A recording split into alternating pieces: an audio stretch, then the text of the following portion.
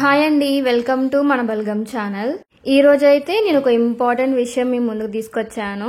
మీకు థంబ్నెయిల్ చూస్తేనే అర్థమైపోతుందండి నేను ఏ టాపిక్ గురించి మాట్లాడుతున్నానో. పై కాయిన్ కొట్టేద్దామని చాలా మంది ప్రయత్నాలు చేస్తున్నారు.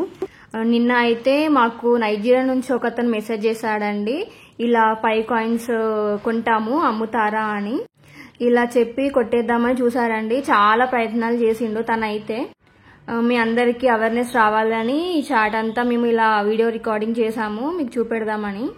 ఈ వీడియో అయితే లాస్ట్ వరకు చూడండి, మీకే అర్థమైపోతుంది ఎలాంటి ప్రయత్నాలు జరుగుతున్నాయో పై కాయిన్స్ ఇలా కొట్టేద్దామనేసి.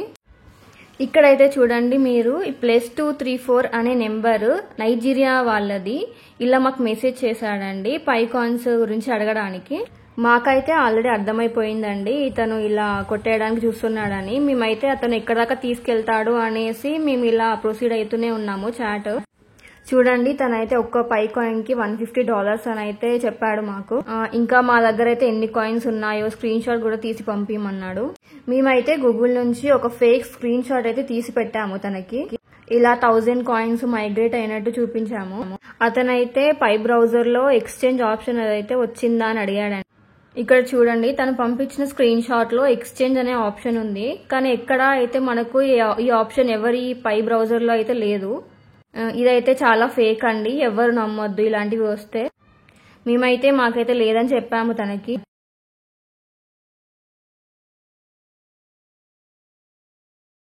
ఆ ఎక్స్చేంజ్ ఆప్షన్ అయితే లేదని తనకి అడిగామండి ఎలా చేసుకోవాలో.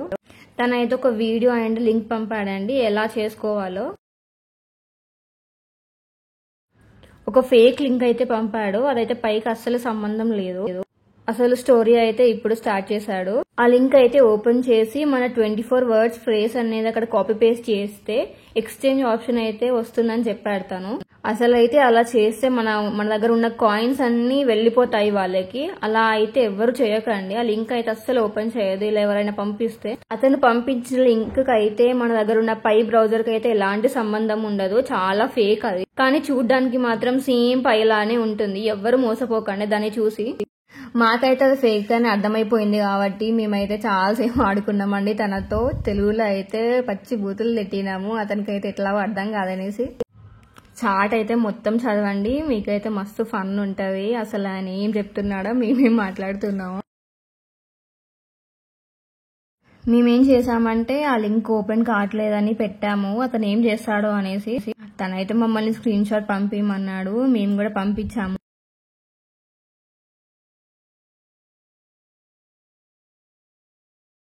ఒక ఫేక్ స్క్రీన్ షాట్ అయితే తీసి పంపాము. ఆ లింక్ ని కొంచెం డిఫరెంట్ గా రాసేసి లింక్ పని చేయట్లేదని అయితే చెప్పాము మేము.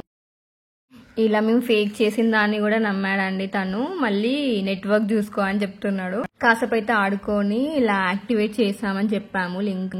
అలా యాక్టివేషన్ చేసామని చెప్తే అస్సలు నమ్మట్లేదండి తను, చాలా సతాయించుకుంటున్నాడు వాడు. దానికి కూడా ప్రూఫ్ కోసం స్క్రీన్ షాట్ అడిగిండు వాడైతే.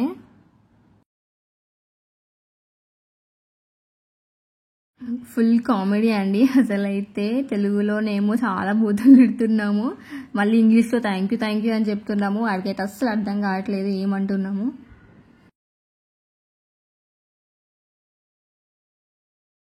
వాడైతే మళ్ళీ లింక్ పంపించాడని ఎలాగైనా ఓపెన్ చేయించుదామని చూస్తున్నాడు మాతో అయితే.